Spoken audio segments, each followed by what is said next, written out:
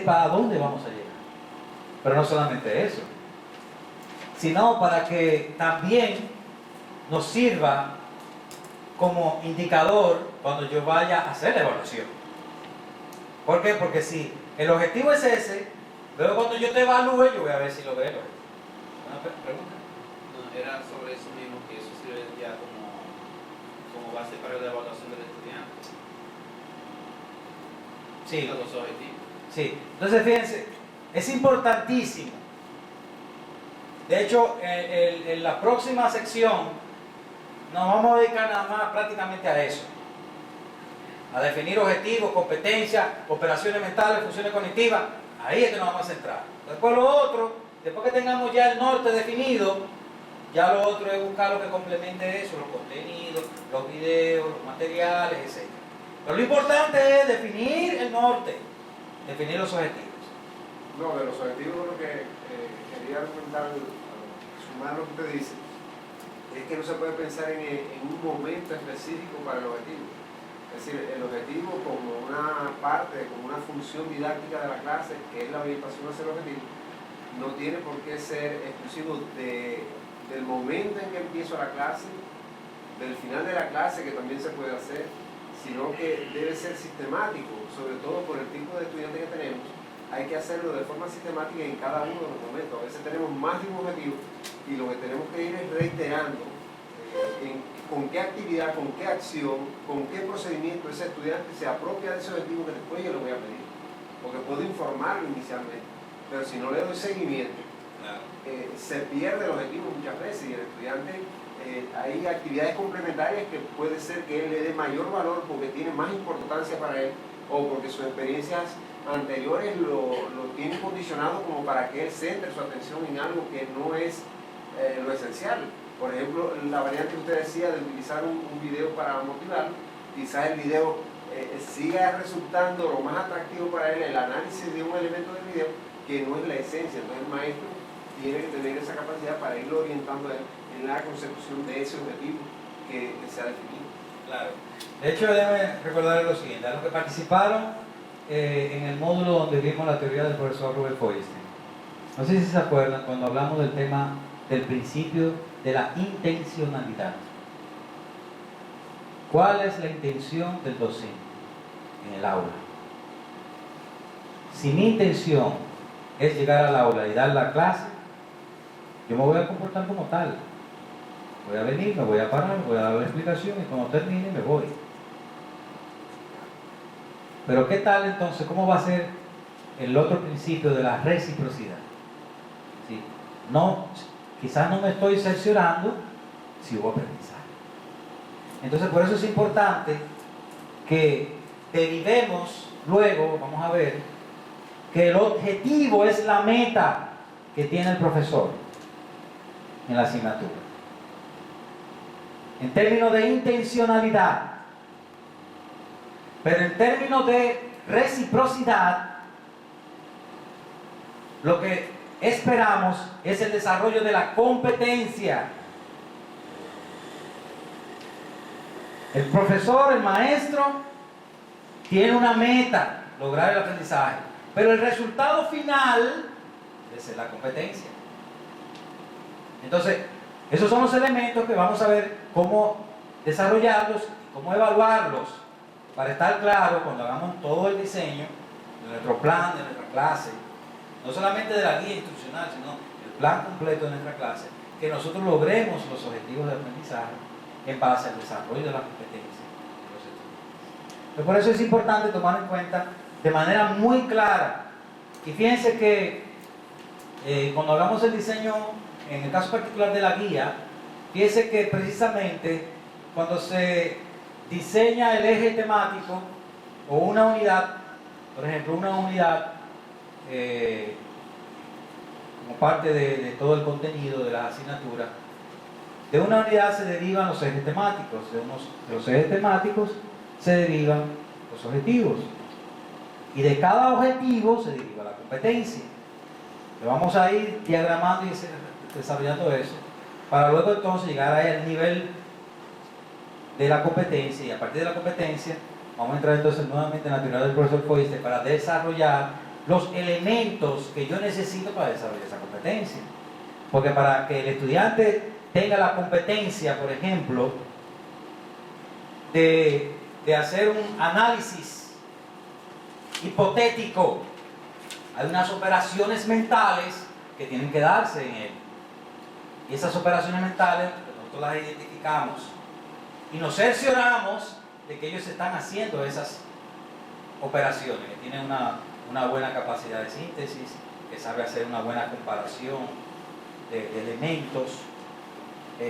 Todas esas operaciones, entonces nosotros las vamos colocando de tal manera que vamos a esa mínima unidad, como que estamos llamando como al átomo. Si de todo lo que es la materia estamos llegando al átomo, ¿cuáles son las partes que él necesita desarrollar para tener esa competencia? ¿De acuerdo? Bien, entonces seguimos.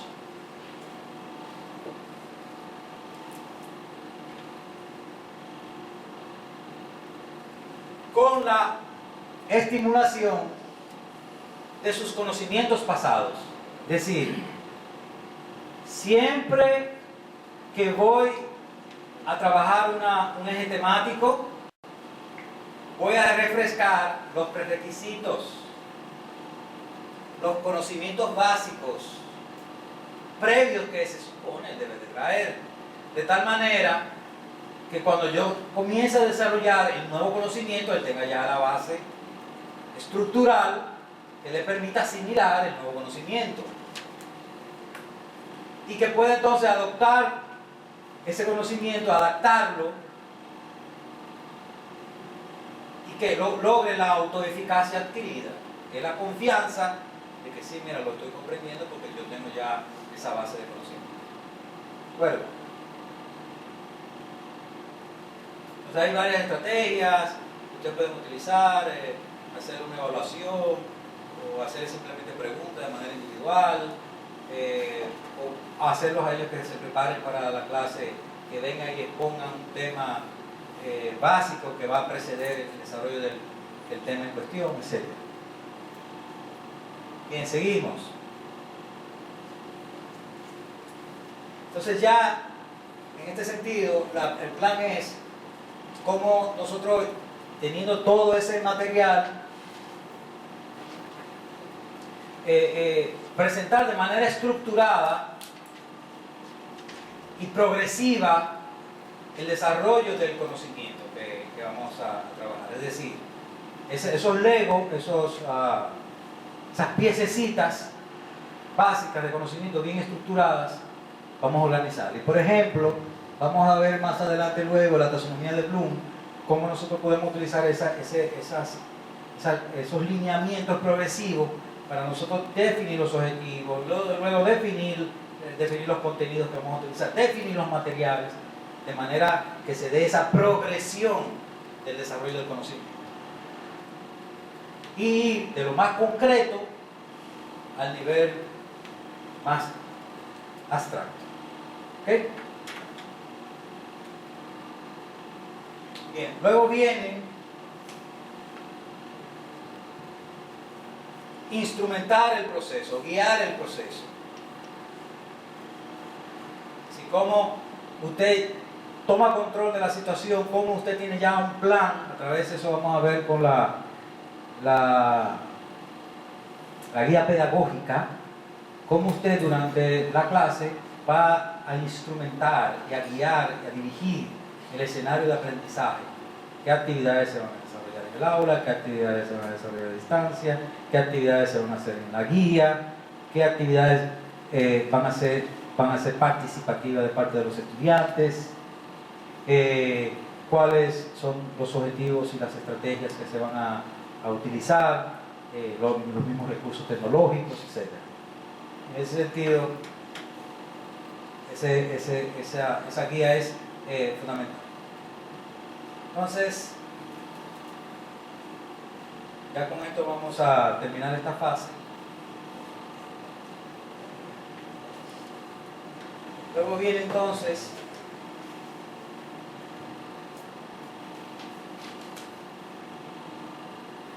cómo podemos entonces nosotros poner en ejecución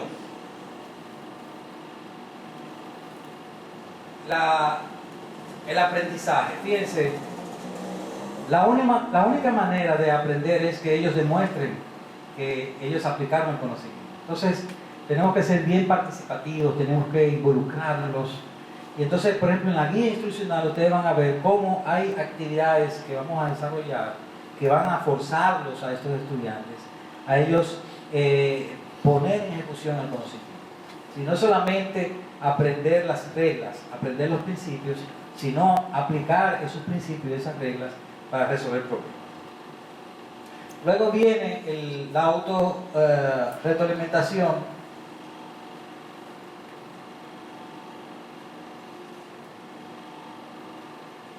Sobre todo para la evaluación del estudiante. Cómo nosotros, de manera específica, podemos identificar dónde hay problemas de aprendizaje. ¿Cuál es la situación que tiene el estudiante que no aprende? Y somos específicos en identificar dónde aprendió y dónde no aprendió, por qué no aprendió. Entonces, esto es muy importante. Y yo quisiera que me levanten la mano. ¿Quiénes participaron en la charla de todo el tema que desarrollamos de la teoría del profesor Feuerstein? Levanten la mano. Ok, sí, bueno, no quiero, estoy evaluando los conocimientos previos para hacer los planteamientos. Uno de los principios, por ejemplo, que plantea el profesor Feuerstein es la mediación. ¿Qué nivel de mediación es necesario hacer para ayudar al estudiante? Por ejemplo, el estudiante no comprende una operación algebraica.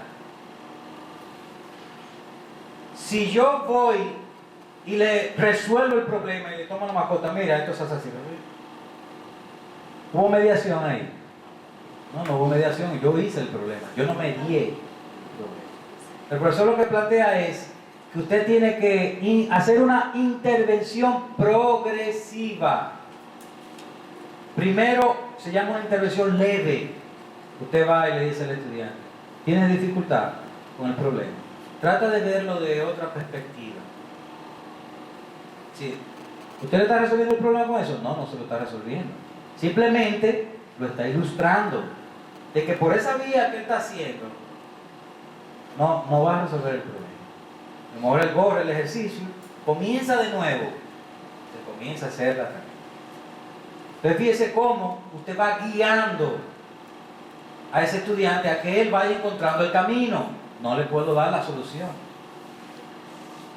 Si el estudiante vuelve y hace la tarea y la hace mal, entonces voy a tener que hacer una mediación más intensa. Se intensifica la mediación. Le digo al estudiante, yo creo, recuerda que tú necesitas utilizar, ¿cuáles son los operadores que tú tienes que manejar para hacer esa operación, por ejemplo? ¿Cuáles son las reglas que se utilizan? Dice cómo yo estoy interviniendo y lo estoy dirigiendo a algo muy específico. Ah, sí, me acuerdo, mira, no tomé eso en consideración. Y comienza a hacer. Si él no puede resolver el problema todavía, entonces usted intensifica más la mediación. Estoy poniendo eso simplemente como un ejemplo para que entiendan qué significa la mediación, la retroalimentación que tengo que darle al estudiante. No puedo decir, muchacho, pero tú eres bruto, tú eres el último que terminaste. Tú no has terminado todavía, todo el mundo terminó y tú no has terminado. No, eso no es una retroalimentación. Si lo que hace es que frustra más al estudiante. Entonces, necesitamos estar conscientes de tener ese nivel de retroalimentación. Lo mismo positivamente. Oye, ese ejercicio, esa actividad, la hiciste muy bien. Utilizaste esto y estos conceptos de manera adecuada. Sí, estoy reafirmando el conocimiento. Entonces de eso se trata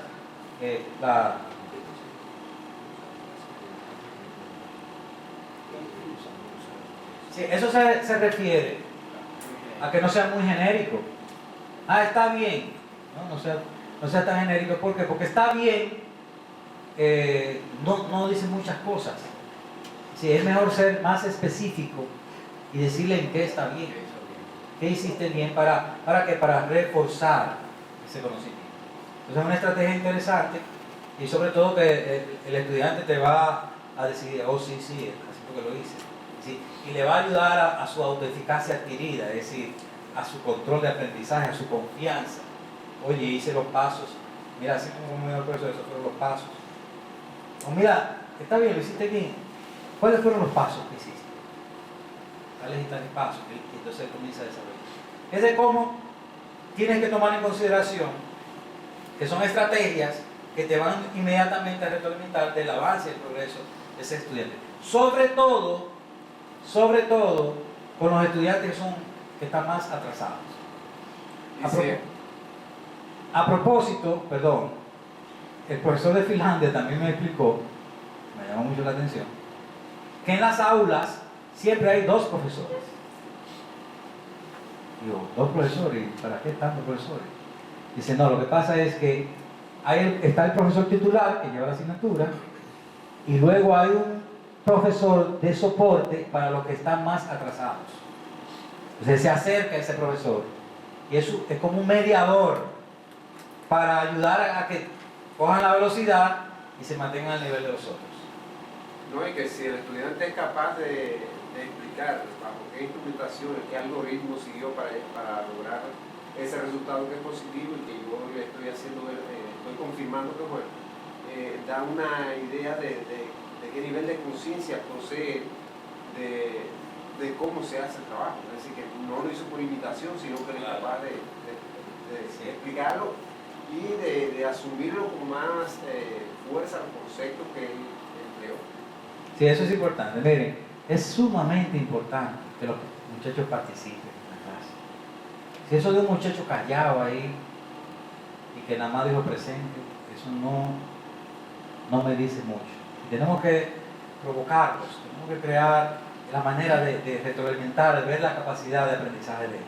¿Okay? Nosotros, déjenme decirles, ¿cómo vamos a resolver el problema de los que se retrasan? Fíjense, nosotros estamos creando el área de tutoría precisamente para que el estudiante que se retrasa solicita la tutoría, llama a doña Pura, se pone en agenda, se ubica el profesor y entonces se le da una tutoría especial. ¿Para qué? Para ayudarlo a él a nivelarse. Entonces, ese es el elemento, vamos a decir, que le agrega valor. Evidentemente que como no es con el mismo docente, es un poquito más difícil manejar el tema de la tutoría, pero no deja de ser una gran ayuda cuando el estudiante realmente tiene dificultades en términos de aprendizaje. Sobre todo porque es muy probable que la mayoría de los estudiantes que están teniendo ese tipo de dificultad no están estudiando. Es decir, prácticamente vienen a la universidad el día que le toca y no vuelven a estudiar hasta el próximo día que le toca clase. Evidentemente que va a tener problemas. Entonces, por eso les decía que aparte de nosotros trabajar el tema de la tutoría, del propedéutico, de español y matemática, hay que trabajar el del aprendizaje, para ayudar a esos muchachos a que ellos tengan una disciplina, una cultura orientada a este sistema, que es diferente, que eso les quede claro. Bien, entonces, luego viene la evaluación, que es sumamente importante. Fíjense que aquí, en el caso de las guías instruccionales, lo que estamos haciendo es que inmediatamente se termina un eje temático, se hace una autoevaluación. Si el mismo se evalúa con una serie de actividades que están establecidas ahí. Aparte de una serie de actividades que tiene como tal el eje temático, luego entonces para esa unidad hay una autoevaluación. Entonces el plan es que él mismo se vaya sintiendo con la seguridad de que él puede realmente hacer la tarea. Fíjense, los materiales que vamos a preparar acá son materiales que deben de bastarse por sí mismos. Es decir, cuando nosotros hacemos una guía, debe de contener toda la información que el estudiante necesita para él lograr el desarrollo de la competencia y para pasar la evaluación. La autoevaluación.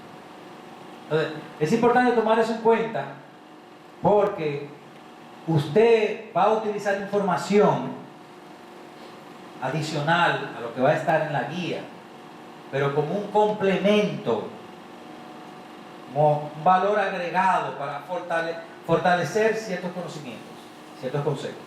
Pero en esencia, la guía tiene que bastarse por sí sola, en términos de contenidos, en términos de actividades, en términos de estrategias, de tal manera que cuando él llegue al aula, él llegue con conocimiento y que las actividades que ustedes programen para el aula, que también son parte del diseño instruccional, los haga a ellos protagonistas, partícipes del proceso de aprendizaje. Es decir, ellos no vienen a sentarse ahí a escucharlo a usted.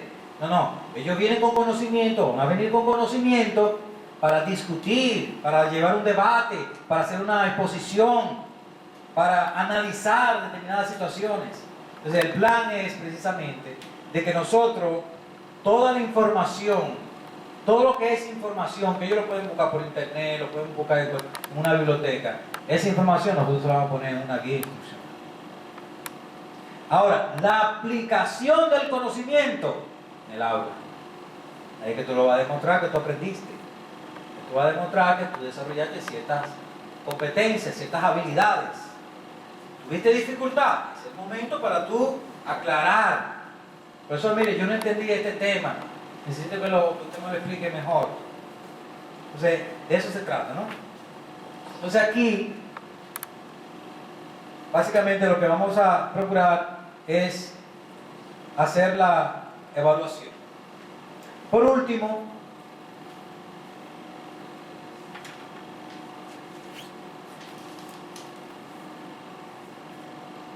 promover la retención y la transferencia del conocimiento. La idea aquí es que nosotros podamos hacer ya una evaluación general de los aprendizajes y cómo hacer una extrapolación, que es otro de los principios de la teoría del profesor Feuerstein, de cómo usted, el principio y lo que usted aprendió en el aula, cómo usted lo puede aplicar en la vida personal, en la vida profesional, en la vida diaria. Yo les recomiendo que traten de hacer ese ejercicio. Siempre la conclusión de un acto de aprendizaje debe ser la extrapolación a la vida diaria. ¿De qué me sirve el conocimiento que acabo de adquirir?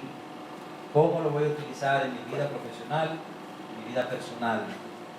¿Cómo puedo utilizar esos principios, llevarlos como reglas, que luego los pueda extrapolar y aplicarlo a otras situaciones parecidas, similares?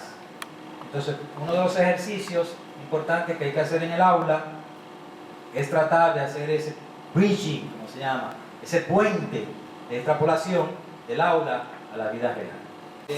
Los lineamientos de Gagné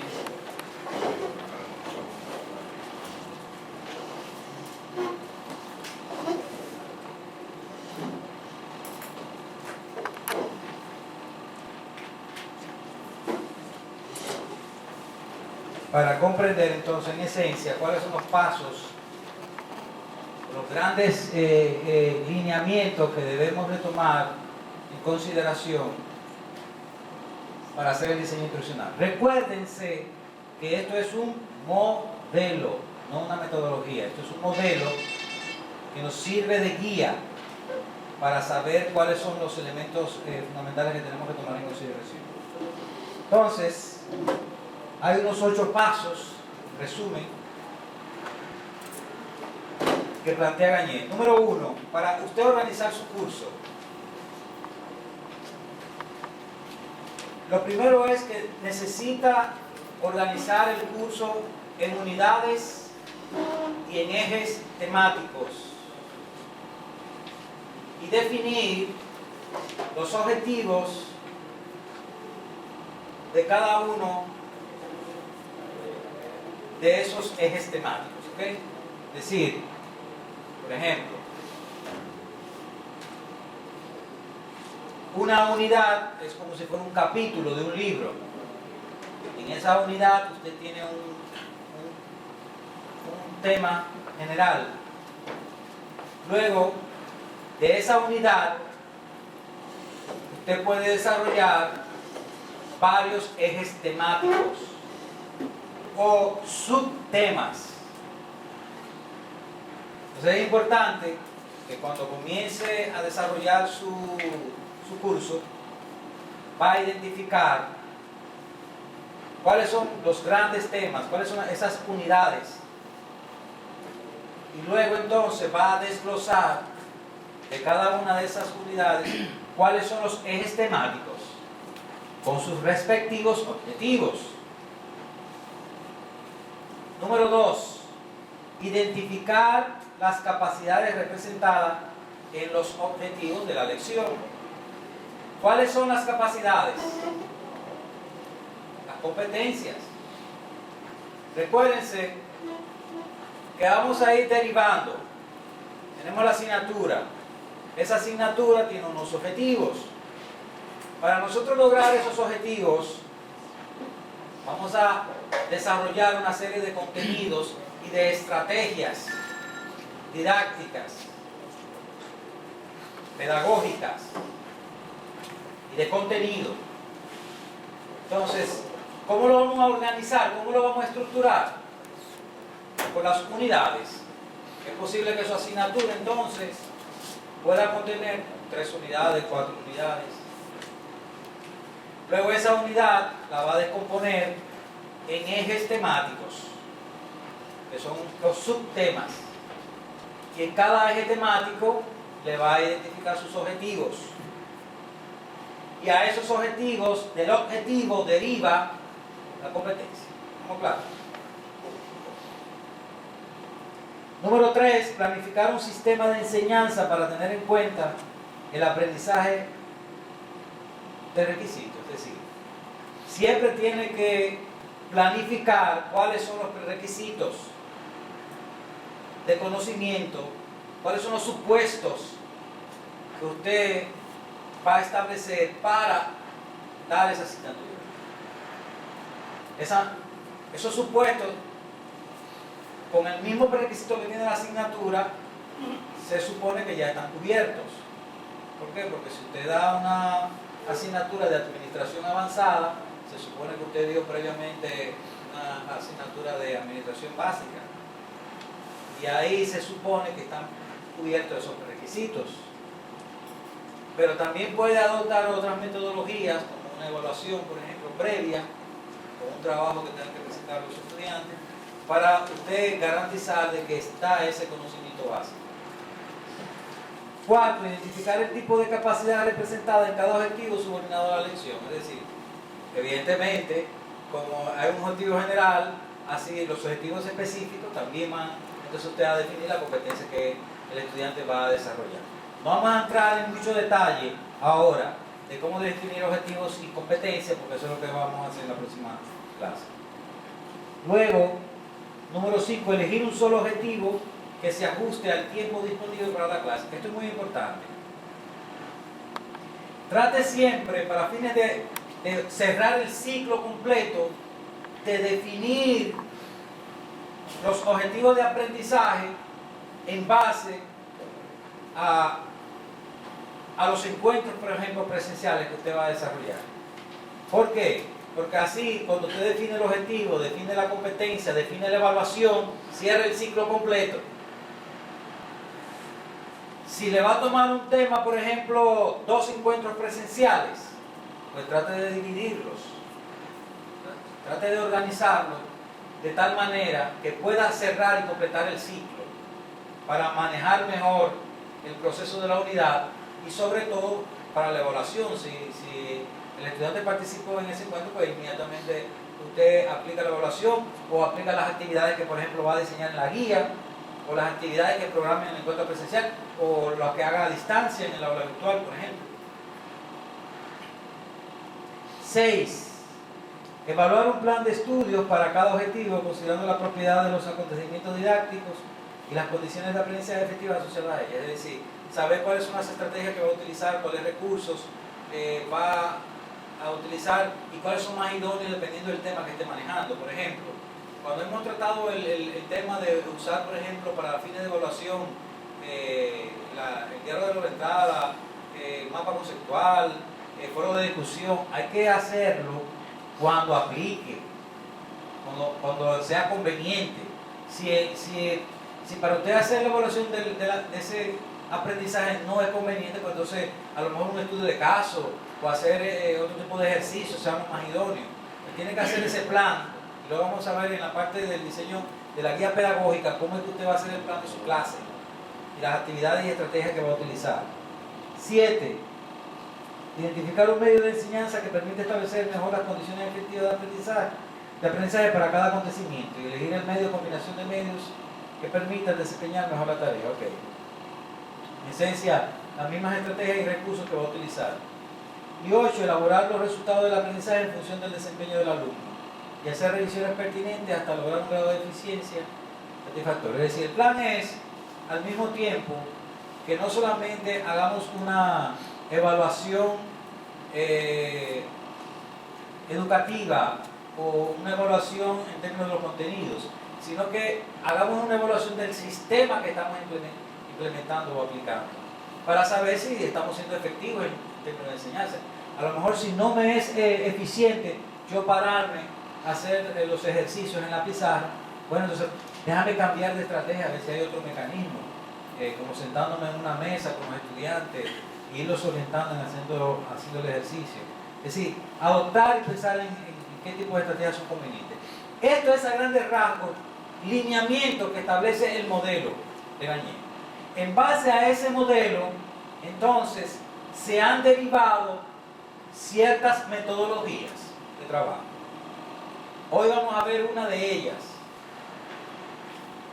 Por razones de tiempo, lamentablemente, no vamos a poder entrar en detalle en los otros modelos, pero al menos se lo voy a enunciar rápidamente para que tenga conocimiento. Y si le interesa entrar en detalle, porque usted puede hacer su investigación del lugar y trabajar con uno de estos modelos. Le hablé del modelo de Dick y Carey, que es básicamente el modelo que está muy enfocado al concepto de sistemas, porque es una estructura, es todo un flujograma de procesos, y sobre todo porque se utiliza mucho en cursos instruccionales que están muy orientados al uso del computador.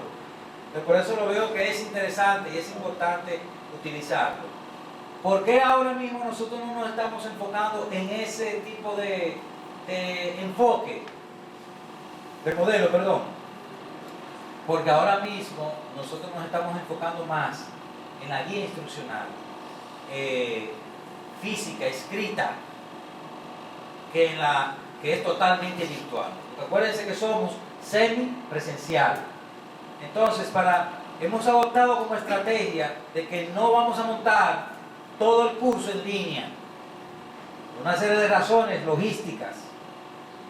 Porque si el estudiante no tiene acceso al internet, o el estudiante no tiene computadora, o el estudiante no tiene electricidad, es decir, no podemos ahora mismo depender exclusivamente y enfocarnos en ese modelo. Eso posteriormente vamos a trabajar en eso.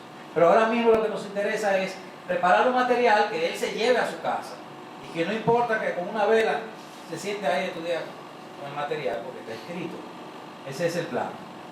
En esencia es una especie de un flujograma donde se identifican cuáles son las necesidades y las metas instruccionales.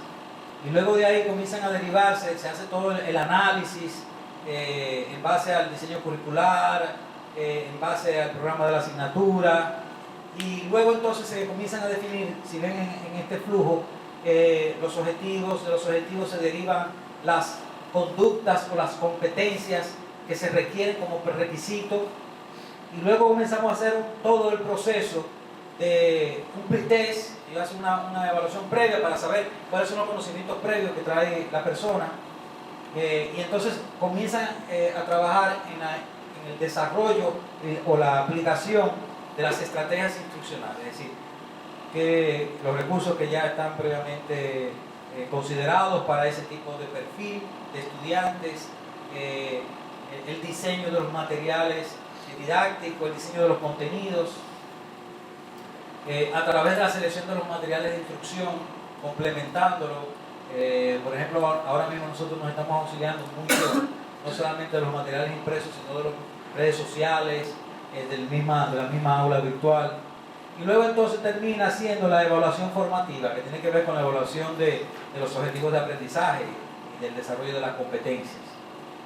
El ciclo completo termina a través de una evaluación sumativa, que lo que hace es que evalúa el contexto completo, cómo funcionó, en términos de rendimiento, en términos de aprendizaje, tomando en consideración cuáles son las estrategias que está adoptando ese profesor. Por ejemplo, es muy posible que tengamos una asignatura que con un profesor a los estudiantes le vaya bien, con otro profesor le vaya mal. Pero tenemos que analizar e investigar qué está pasando. Entonces ahí el plan que tenemos es de normalizar las estrategias de tal manera que no importa el profesor que dé la asignatura, ya las estrategias están definidas y la metodología y los recursos que se van a utilizar. Se supone que debe de ser un poco estandarizado, vamos a decirlo así, la estrategia que se adopta. Entonces, en resumen, esa es la metodología de Ditt y Carey. Ahí hay todo un detalle que por asuntos de tiempo lamentablemente no vamos a poder desarrollar.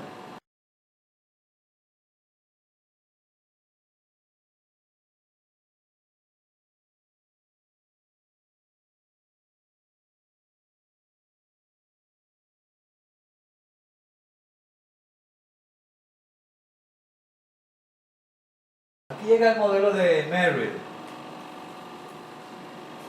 El modelo de Merrill, que también se deriva, como les comenté siempre, del mismo modelo de Gagné, es un modelo que está mucho más orientado al concepto del manejo de contenidos. Y él tiene casi una metodología, diría yo, ¿no? No es un método como tal, pero sí una serie de estrategias que ayudan un poco a identificar cómo usted debe de manejar el diseño instruccional, las estrategias, los recursos didácticos. En esencia, utiliza tres elementos que son un sistema de clasificación del contenido y de los niveles de ejecución. Vamos a verlo ahí brevemente. Él hace una especie como de una tabla donde organiza los contenidos en base a hechos, en base a conceptos, en base a procesos, procedimientos y principios. Y luego tiene niveles diferentes de ejecución, que es recordar, utilizar y encontrar. Encontrar es el nivel más alto, que tiene que ver con investigación. Entonces, en base a esa estructura, organiza las unidades temáticas y los objetivos de aprendizaje. Luego tiene una taxonomía, que es una clasificación de cómo debe de presentar esos contenidos en una fase primaria,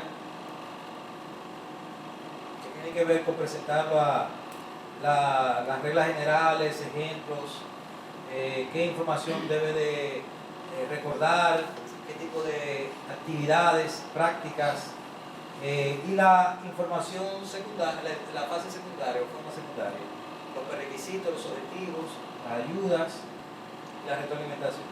Lamentablemente no podemos entrar en mucho detalle. La tercera área son las prescripciones, que son como los mandatos. Básicamente, de qué manera tú debes de planificar, instruir, cómo se van a desarrollar las actividades. Por ejemplo, en el caso particular del foro de discusión, cómo usted tiene que instruir de manera activa, participativa, cómo debe de debatir el estudiante. Eso mismo que explicaba Luis Manuel anteriormente, cuando un estudiante hace una exposición que sea vinculante al tema que se está tratando. Y todo eso son normas, son reglas son directrices que hay que mantener para poder seguir el desarrollo de las competencias y de los objetivos de aprendizaje. Bien. Luego está el modelo de Gerald Kemp, que es un enfoque mucho más holístico. ¿Por qué? Porque está muy orientado es un enfoque conductivista, es decir, son estructuras mucho más abiertas y participativas. Este diseño, si usted se da cuenta, es como un átomo, es radial, viene de muchas direcciones, no tiene una secuencia necesariamente, como la de Dick y Cheney, sino que presenta áreas fundamentales y que se centran en el aprendizaje y en la construcción del conocimiento del estudiante. Entonces comienza con, me van a disculpar que tengo esto en inglés, pero no me dio tiempo de traducirlo, pero básicamente comienza con la identificación de las características del estudiante. Y esto es muy importante porque dependiendo del perfil que tenga el estudiante, usted va a saber cuáles son las estrategias que tiene que utilizar. Por ejemplo, el estudiante que nosotros tenemos aquí no es el mismo estudiante que va a otra universidad privada, por ejemplo, reconocida. No sabemos cuál es el perfil del estudiante. Lo más probable es que el estudiante nuestro siempre trabaje. Eso es una característica que hay que tomar en consideración. Porque ¿qué implica eso? Que él no tiene todo el tiempo para él irse a su casa a estudiar. Entonces, esos elementos son importantes tomarlos en consideración. Luego, hacer el análisis de la tarea, es decir, de toda la actividad que hay que desarrollar para alcanzar el desarrollo de la competencia. Luego, la definición de los objetivos instruccionales.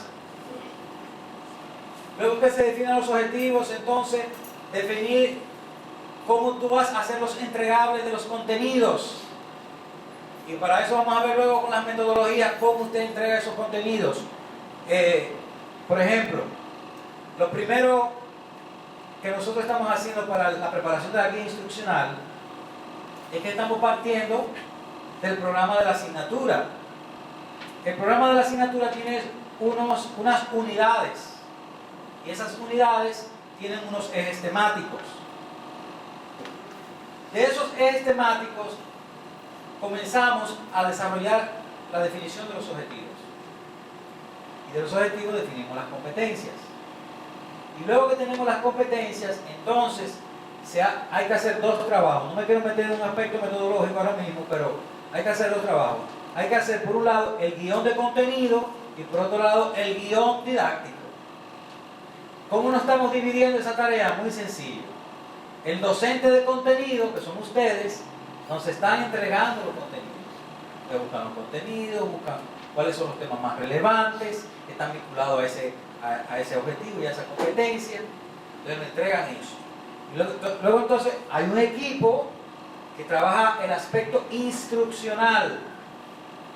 Entonces, a veces usted ve que es un poco tedioso el trabajo instruccional. ¿Por qué? Porque cuando se hace el análisis, comienza a verse que hay muchos conceptos y hay muchos niveles de abstracción.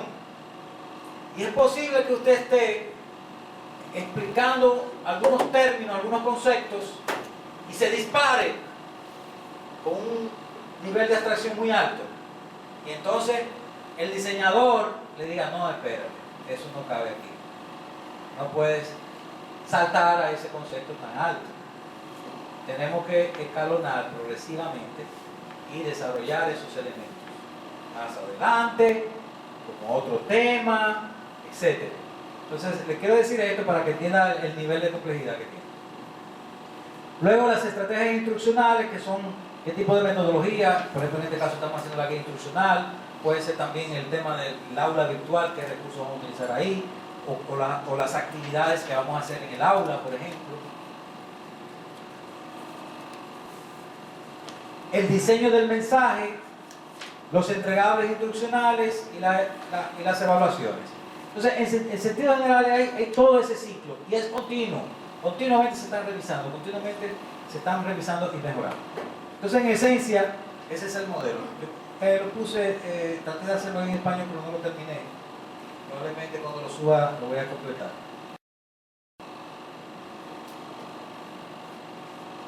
En base a los enfoques, productivismo, cognitivismo, productivismo, vamos entonces a adoptar una metodología dependiendo del escenario que nos vamos a tener. En el caso particular del trabajo que vamos a hacer aquí en la universidad, vamos a utilizar una metodología que se vincula fundamentalmente al cognitivismo. Es decir, vamos a centrarnos fundamentalmente en el diseño curricular, en el material didáctico, instruccional que vamos a desarrollar, para fines de utilizar eso como recurso para desarrollar la competencia. Entonces, para esos fines existen dos metodologías, la ADIE y la ASSURE. Son dos metodologías.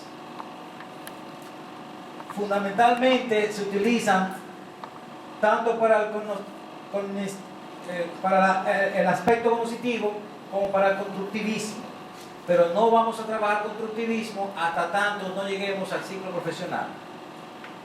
Esta es una metodología, no un modelo, que se desprende precisamente de Gagné y que estos profesores, Robert Heinix y Michael Molenda, de la Universidad de Indiana y de Purdue, James Russell, desarrollaron en el 90 esta metodología.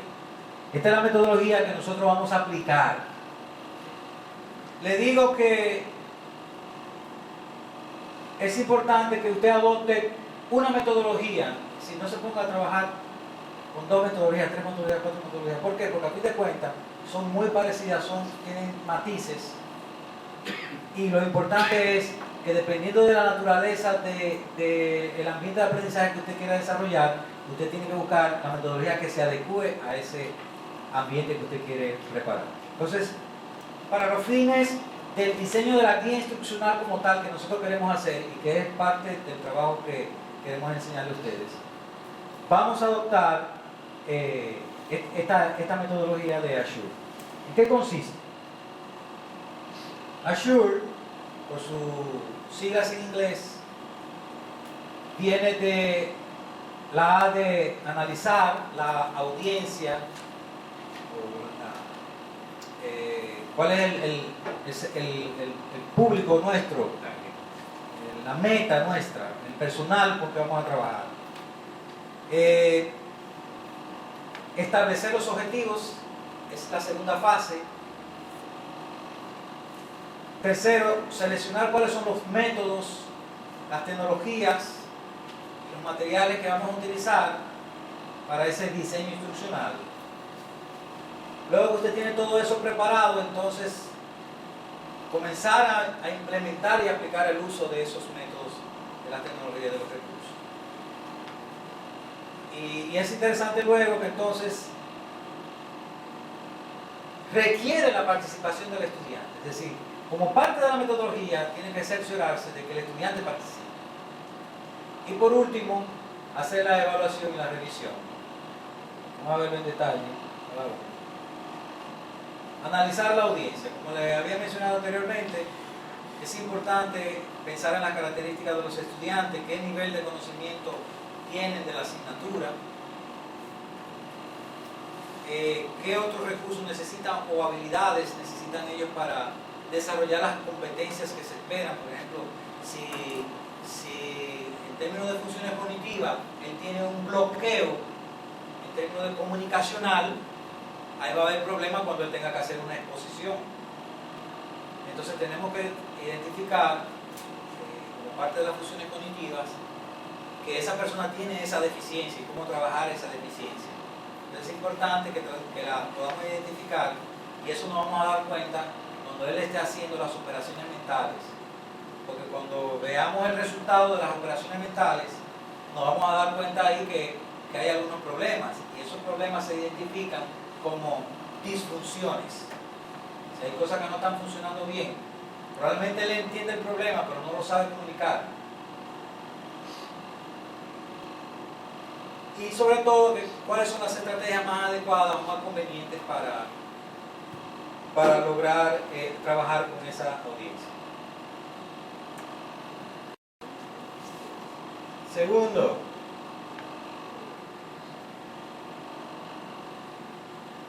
establecer los objetivos. Sobre todo determinar el grado en que las habilidades de aprendizaje ellos demuestren que dominan el eje temático. Lo importante es que podamos establecer esos comportamientos que se van a evaluar. Como les decía, del objetivo se va a derivar la competencia, el comportamiento.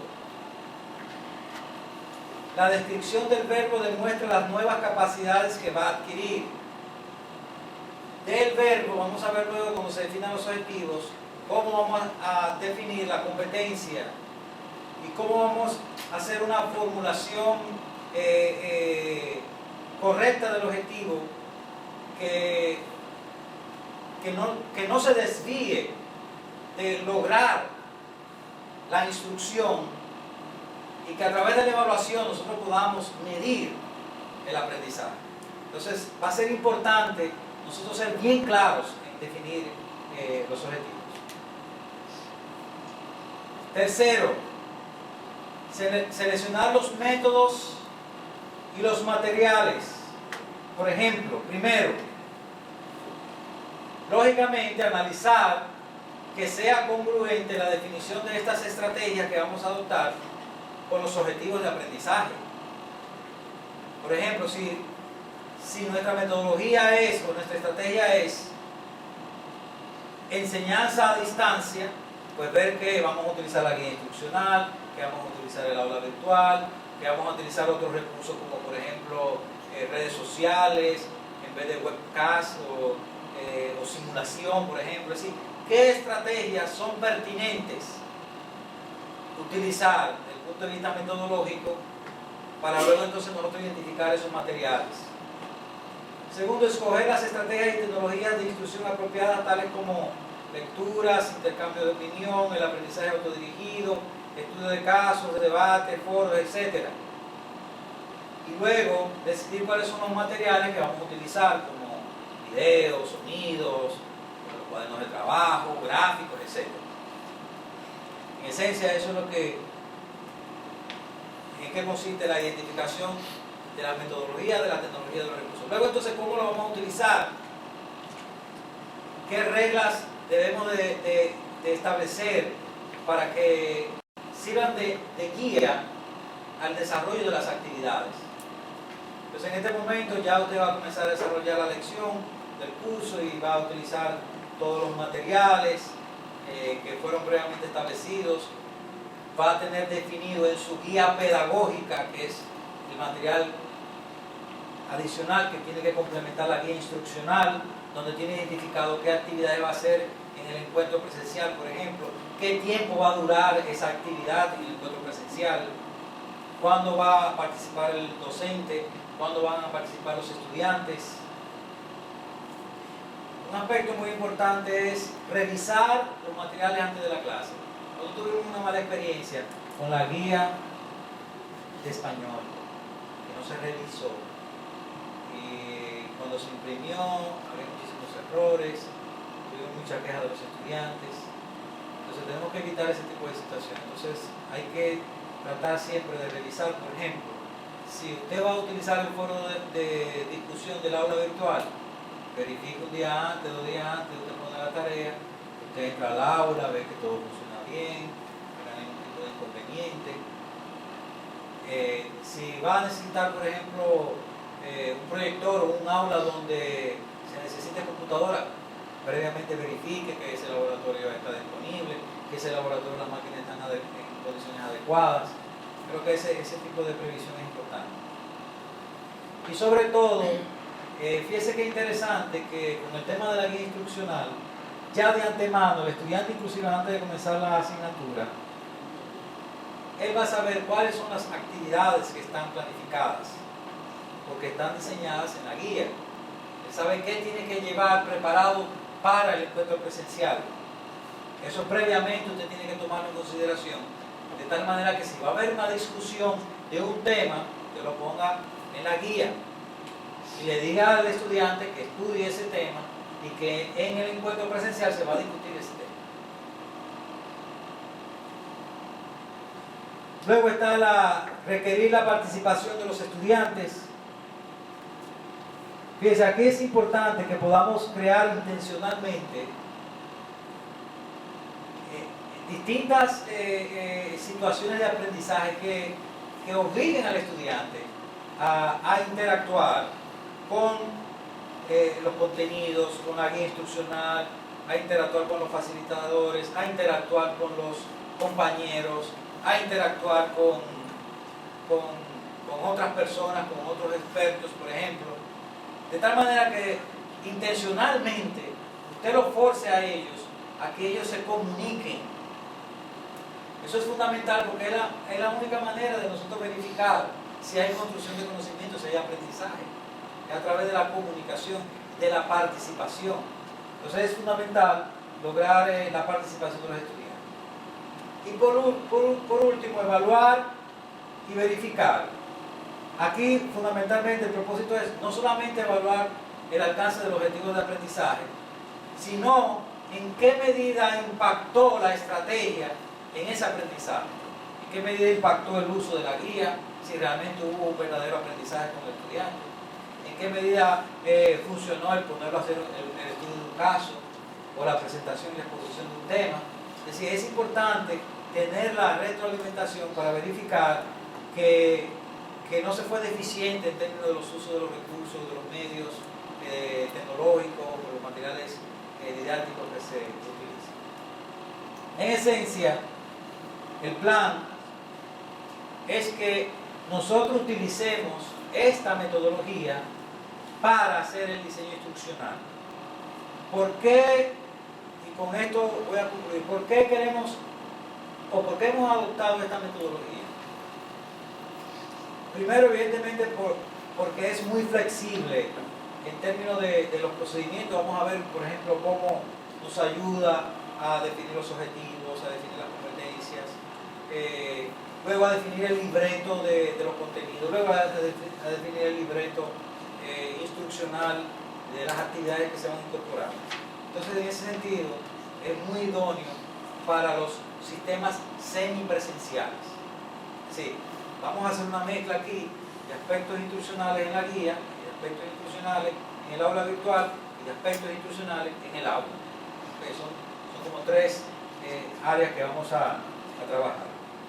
Y sobre todo, porque con esta metodología también vamos a garantizar, o por lo menos medir, el éxito del aprendizaje del adolescente. Entonces, ¿qué vamos a hacer? Yo les voy a dejar una tarea para la próxima clase, porque ya la próxima clase vamos a comenzar a implementar la metodología. Y vamos a hacer, va a ser totalmente práctico. Ya la teoría fue solamente hoy. La próxima clase viene la parte práctica. ¿Qué yo necesito? Yo necesito que ustedes, la próxima clase, traigan el programa de una de las asignaturas que ustedes imparten. Ese va a ser el punto de arranque, de partida, del trabajo que ustedes van a hacer. Que me van a entregar un trabajo. Entonces yo necesito como insumo que usted escoja cualquiera de las asignaturas que tiene y traiga el programa. Y entonces aquí cuando comencemos a trabajar con el diseño, vamos a ir haciendo el ejercicio con ese material como apoyo, y luego vamos definiendo los objetivos, las competencias, los ejes, y vamos desarrollando la metodología. ¿De acuerdo?